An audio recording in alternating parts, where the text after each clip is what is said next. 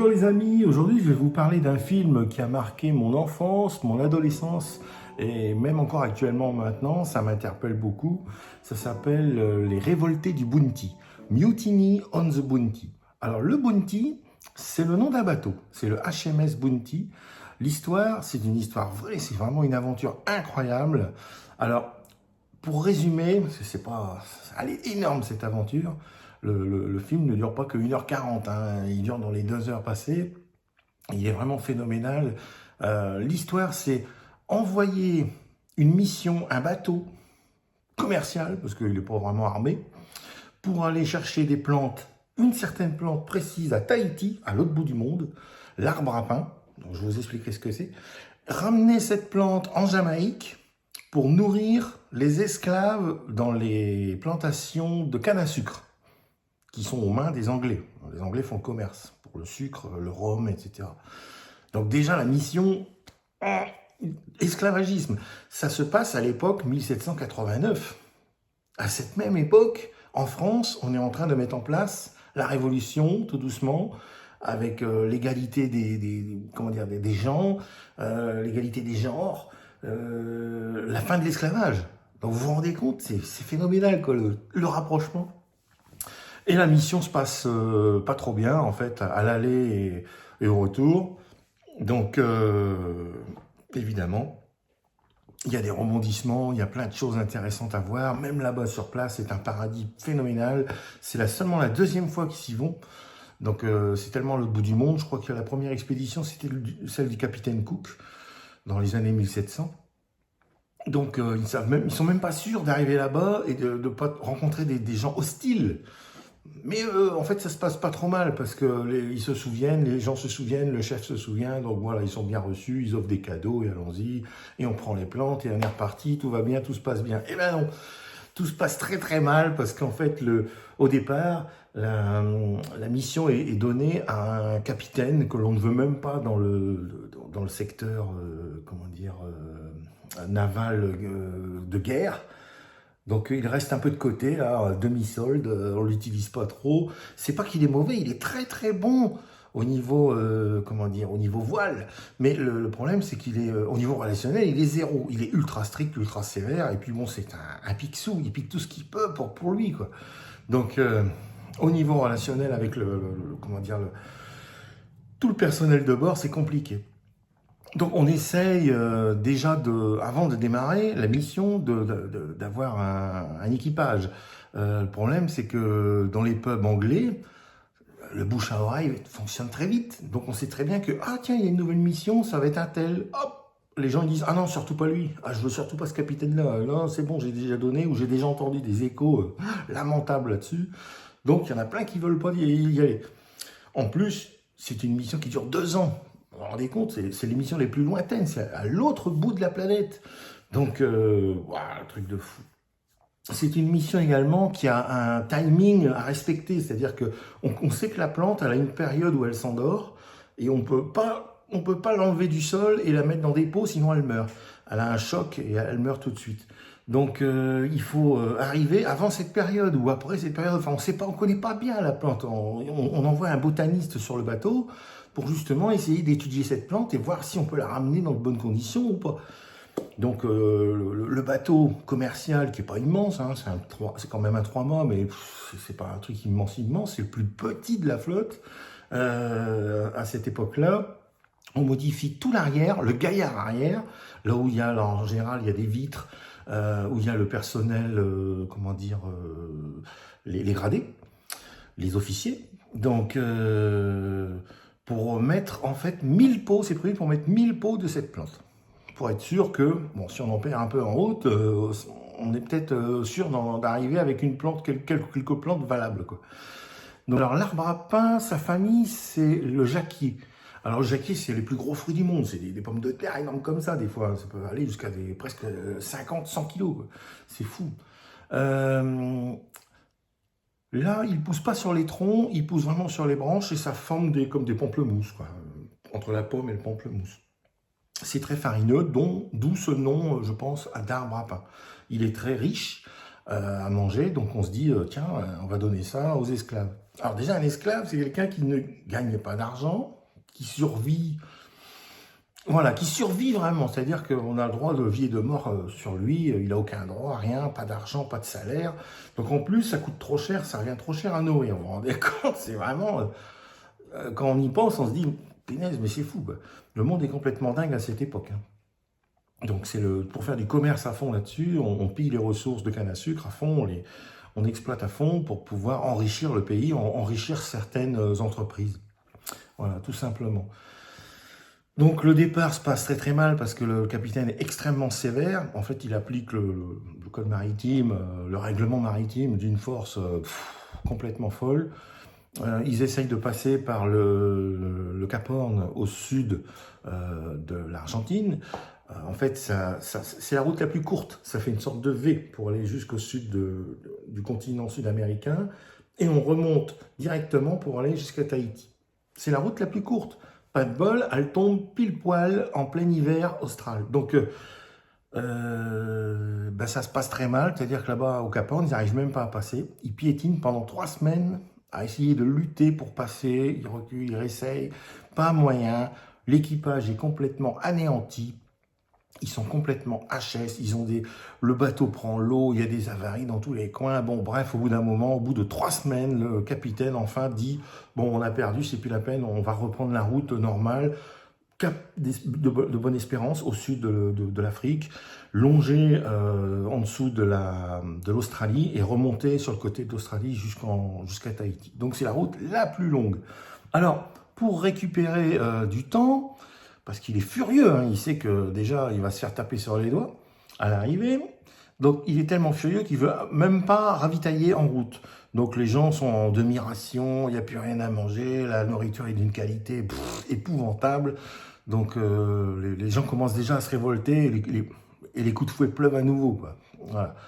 Et bon, finalement, il ravitaille quand même, avec la pression, il ravitaille, mais c'est pareil, au moment de ravitailler, au lieu de donner la bourse d'argent qu'on lui a confiée, ben non, il en donne qu'un tout petit peu et il garde tout le reste pour lui. Le capitaine est vraiment un escroc, c'est-à-dire qu'il vole son propre équipage en nourriture, en achat de nourriture, enfin bref, encore une fois, l'équipage est obligé de manger des trucs avariés, des trucs presque périmés, des trucs vraiment bas de gamme, donc ça se passe très très mal. Une fois à l'arrivée, bon, ça va mieux. Problème, c'est que quand ils arrivent à Tahiti, ils s'aperçoivent que la plante, elle est déjà en période de sommeil. Donc on ne peut pas l'utiliser, on ne peut pas la dépiquer, on ne peut pas partir tout de suite, c'est pas possible. Ils sont obligés de rester plusieurs mois à attendre. Donc ils vivent avec les locaux, tout l'équipage est mis à terre, et ils vivent avec les locaux, parce qu'il y a de la nourriture en abondance, les gens dansent, chantent, font des festins en leur honneur, enfin c'est la fête sans arrêt, quoi. Et puis ils participent à tous les travaux communs, parce que ça vit en communauté là-bas. Ça a beau être des îles plus ou moins grandes, ils vivent à plus de presque 200 000 personnes. La communauté tahitienne, c'est presque 200 000 personnes, donc ils savent bien gérer leurs ressources, à la fois légumes, fruits, viande et poissons. Donc ils participent à des pêches, ils participent à plein de choses. Il y a même beaucoup de gens de bord qui ils se lient avec des autochtones tahitiennes. Donc ils ont plus envie de repartir à bord, parce que déjà à cause du capitaine, puis en plus les conditions épouvantables du bateau, la longueur du trajet, enfin bon, ça présage rien de bon pour le retour. Donc ils veulent rester sur l'île. Donc évidemment, au moment où il faut repartir, où on prépare les plantes, on met les 1000 pots à bord, on refait le ravitaillement, on part, il y en a qui veulent rester. Donc ils sont pourchassés à coups de fusil, et les coups de fouet pleuvent à nouveau. Voilà. Avant de partir, ça recommence. Et le problème, c'est qu'au bout de quelques jours, il y a déjà des plantes qui meurent. Mais pas loin, ils sont même pas arrivant en dessous de la, comment on appelle ça, de l'Australie, qu'il y a déjà pas mal de plantes qui sont en train de mourir. Parce qu'il fait trop chaud à bord du bateau, c'est un peu comme une sorte d'étuve. Puis peut-être moins de lumière, etc. Donc le botaniste dit voilà, on peut les soigner, enfin du faire durer un peu plus longtemps, mais il faut les arroser beaucoup plus, peut-être 2 à 3 fois plus que prévu. Donc on n'aura peut-être même pas assez d'eau douce. Et là, le capitaine prend une décision de dingue. Il se dit, bah, moi, je veux plus voir une plante mourir. Vous donnez tout le possible. Priorité aux plantes pour l'eau. Par contre, pour l'équipage, ben, on va rationner à fond. Je m'en occupe. Là, décision vraiment dramatique. C'est-à-dire qu'il met, il met une sentinelle au pied du tonneau, hein, sur et puis, il fait venir l'équipage et il leur dit, voilà, maintenant, celui qui veut boire, il aura droit à une petite louche. Et pour aller boire, pas une, pas deux, hein, une seule. Et pour aller boire, il faudra aller chercher cette louche en haut du mât, la décrocher en haut du mât, venir boire sa louche et la ramener en haut du mât. C'est même pas transmissible à un autre. Non, non, non. Donc là, l'équipage devient fou et il y a une mutinerie qui démarre avec le lieutenant. Le lieutenant qui, on va dire, qui était plutôt du côté de l'équipage depuis le début, mais bon, comme il a un rôle un peu entre deux chaises, il est obligé de suivre le règlement, sinon il va se faire taper sur les doigts. Donc il essaye de rester dans les clous le plus possible, quoi, mais en essayant de minimiser certaines choses pour éviter comment dire, des punitions trop fortes ou des choses comme ça. Parce qu'il y a des punitions qui sont même mortelles, c'est-à-dire que on n'est pas sûr que le type va réussir à survivre à la punition. Il a de fortes chances d'y passer, vous vous rendez compte, c'est un truc de dingue. Donc ils perdent même des membres d'équipage. C'est pas seulement des coups de fouet, c'est passer sous les quilles, être accroché dans les cordages pendant X temps pour presque à dessécher comme un poisson, quoi. C'est un truc de fou. Enfin bon, c'est... Le problème, c'est que avec l'eau, bah, les gens, comme ils n'ont pas d'eau, il y a beaucoup d'accidents. Ils montent au mât, ils ont déjà des vertiges, ils sont faibles et tout, donc il y a énormément d'accidents, parfois mortels. Et il y en a d'autres qui boivent de l'eau de mer. Ils se disent, bah, il y a un peu d'eau de mer là à tel endroit, ils le prennent, ils le boivent. Et au bout d'un certain temps, ils sont malades comme des chiens. Donc, le seul moyen, c'est de leur donner beaucoup d'eau douce pour nettoyer. Et l'autre, il ne veut absolument pas, hein, le capitaine, hors de question. Donc la mutinerie démarre comme ça. C'est une longue accumulation, mais là, c'est vraiment le truc qui fait déborder le vase. Donc, bam, ça éclate. Alors, le lieutenant, avec ses mutins, ils prennent possession du bateau, parce qu'il y a quelques fusils dans un coffre, et puis voilà. Et puis quelques sabres, quoi, c'est tout. Ils envoient le capitaine sur la plus grosse chaloupe, qui est équipée d'un mât, avec une petite voile, pour naviguer. Il leur dit, voilà, tous ceux qui veulent... Enfin, il met le capitaine et tous ses petits copains à bord de cette chaloupe, avec quand même un peu de nourriture et d'eau, un sextant, une boussole, une carte. Voilà. Il dit, voilà, je veux pas être un meurtrier, donc je vous laisse votre chance, mais cassez-vous. On veut plus de vous à bord. Voilà, on ne vous supporte plus. Donc ils sont furieux, ils s'en vont, voilà. Et eux, le lieutenant et le bateau, hop, ils retournent tout de suite direct à Tahiti pour aller chercher leur copine, quoi. Voilà, puis être tranquille. Parce qu'ils savent qu'ils vont être tranquilles un bon bout de temps. Erreur, parce que l'autre, en chaloupe, il est pas bête, hein. Il se dit, il veut qu'on rejoigne l'île la plus proche. Alors, ça l'intéresse pas du tout, parce que il sait qu'il n'y a pas de bateau, c'est pas une route maritime ou de commerce, donc il n'y a pas de bateau qui passe régulièrement sur cette île, donc ils vont rester là-bas pendant longtemps. Donc il se dit non, non, non. Il fait croire aux autres de la chaloupe en disant non, non, non, on va pas aller là, c'est infesté de cannibales. Alors les autres, comment ça, quoi, que des cannibales? Donc non, non, non, ça c'est la peur, hein. C'est vrai qu'à cette période-là, il y avait pas mal d'îles avec des cannibales, quoi. C'était le moyen pour dire de gérer les ressources, c'est-à-dire qu'il n'y a pas assez de ressources pour tout le monde, donc quand il y a trop de monde, on en zigouille quelques-uns, et ça rééquilibre tout, quoi. C'était un système de l'époque, quoi, voilà. Un peu radical, mais au moins ça marche. Donc, bon. Le gars, il décide d'aller jusqu'au sud de l'Indonésie, à Timor. Donc, c'est à 3500 miles. C'est presque plus de 6000 km. C'est un truc de fou, quoi. Donc, les gens disent, mais on va jamais réussir à faire cette distance avec le peu de nourriture qu'on a et d'eau. Donc, ils se rationnent déjà à fond et ils arrivent quand même à rejoindre cette île de Timor. C'est phénoménal. Quand on voit ça, on se dit, ouais, c'est quand même au niveau technique, faut le faire. Bon, ils arrivent à faire un ou deux petits ravitaillements, mais c'est vraiment mini-mini. Surtout qu'ils tombent sur des gens hostiles sur les petites îles. Donc, ils se dépêchent de ravitailler ce qu'ils peuvent et ils se sauvent.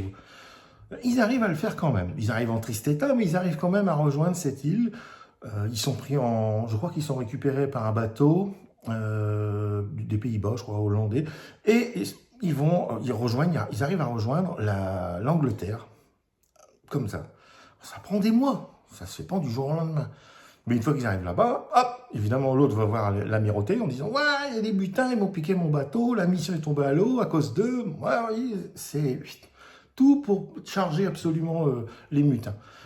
Donc évidemment, les Anglais sont furieux. Ils disent « Ils ont saboté complètement la mission. On vous donne un bateau de guerre cette fois-ci et allez, vous allez pourchasser les mutins et vous les ramener et on va les pendre. » Voilà. En fait, c'est ça, quoi. Donc l'autre est furieux, il prend le bateau, il reprend un équipage et c'est reparti pour aller direct à Tahiti pour aller faire la chasse aux mutins. Alors les mutins à Tahiti, ils sont pas bêtes, ils ont mis des guetteurs, ils savent qu'un jour ou l'autre, il y a un bateau qui va se pointer au loin, et si c'est un bateau anglais, il sera le temps de se sauver, quoi. Donc évidemment, un jour, paf, un bateau anglais s'amène, donc ils se dépêchent avant que l'autre arrive de filer en douce. Ils reprennent le bateau Bounty et ils vont faire quelques îles, ils vont visiter quelques îles un peu plus loin pour essayer de trouver un endroit à coloniser, quoi. Donc ils ont leur copine tahitienne avec, et plus d'autres mutins, enfin tout un équipage mixte. Et puis ils arrivent pas à trouver quelque chose qui leur convient. Il n'y a pas assez d'eau douce, enfin où il n'y a pas d'eau douce, où il y a des ressources, mais en trop petite quantité. Donc ils sont coincés, ou c'est trop petit. Donc, ou alors ils tombent sur une tribu hostile, donc c'est habité, c'est hostile, donc on peut pas habiter là, c'est pas possible. Ils essayent à un moment, mais ça marche pas. Donc ils se sauvent, et puis il y a un moment, le capitaine sur la carte, enfin le capitaine, le lieutenant, je dis des bêtises, le lieutenant sur la carte, il regarde, il dit tiens, il y a l'île de Pitcairn qui est un peu éloignée, qui est même marquée avec un astérisque, marqué mal positionné parce que trop éloigné des autres îles, donc on ne sait pas trop exactement.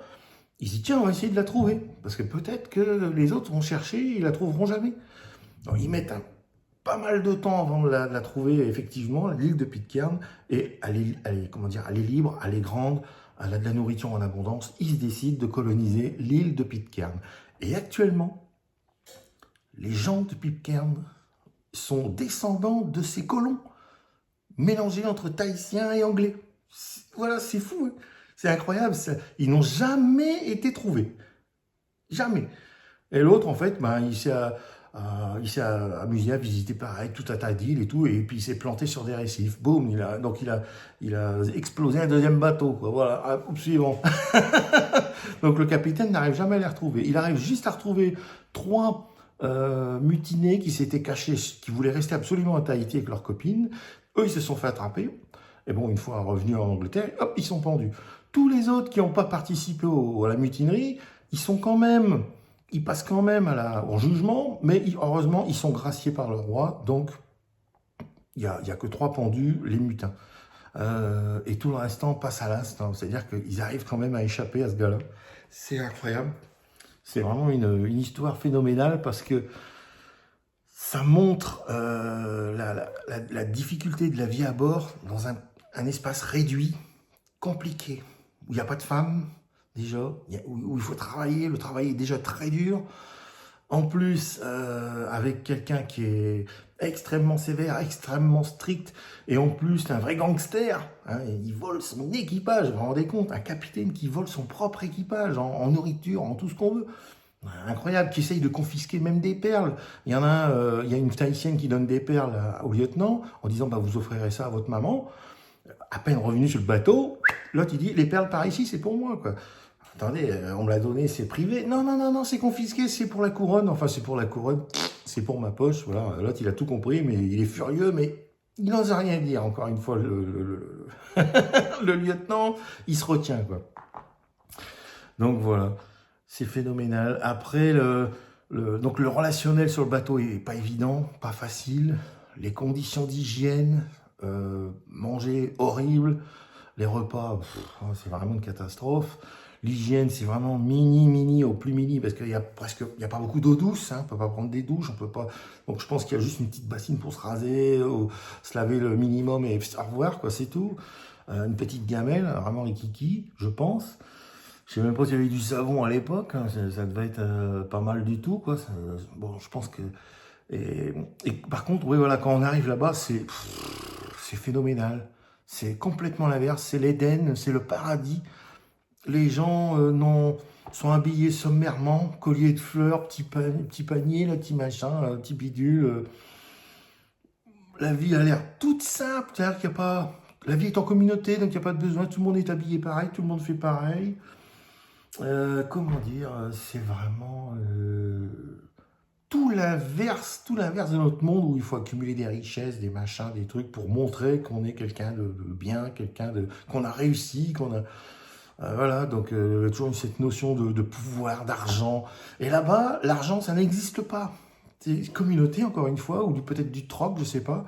Mais en fait, ils gèrent simplement leurs ressources comme il faut. Quand il n'y a pas beaucoup, ils prennent plus, ils prennent ailleurs. Donc ils savent gérer le poisson, ils savent gérer les stocks de viande, de légumes, de fruits. Sûrement qu'ils ont des jardins, ils se débrouillent très bien parce qu'ils savent qu'il n'y a pas d'autre endroit à habiter. Ils savent que si on prend tout, demain, on fait quoi? Il n'y a plus rien. Donc, on est obligé de partir ailleurs. Donc, catastrophe. Ça montre au point la différence entre notre monde à nous et vraiment le monde à eux. Vous vous rendez compte? C'était peut-être le dernier endroit du monde où il n'y avait pas d'argent. Ça n'existait pas. D'ailleurs, dans le premier épisode, parce qu'ils ont fait plusieurs films, hein. Ils ont fait plusieurs films. Hein. Il y en a un dans les années 30, en noir et blanc, il est extraordinaire. Il y en a un dans les années 60 avec Marlon Brando en couleur, il est vraiment pas mal non plus. Mais ils en ont fait encore d'autres derrière, avec Mel Gibson, et c'est fou, quoi. Donc ça a été repris plusieurs fois. Donc dans le premier en noir et blanc, on voit un Anglais qui essaye de faire comprendre au chef tahitien ce que c'est que l'argent. Parce que le chef tahitien dit, qu'est-ce que c'est que cette histoire d'argent? Je comprends pas. C'est quoi? Ça sert à quoi? Et là, tu lui dis, voilà une pièce de monnaie et voilà un clou. Vous prenez quoi? Alors là, tu dis, je prends le clou. Moi, je sais l'utiliser tout de suite. Et là, tu lui dis, non, il faut prendre la pièce. Parce qu'avec la pièce, tu peux avoir 20 clous. Tu peux acheter 20 clous.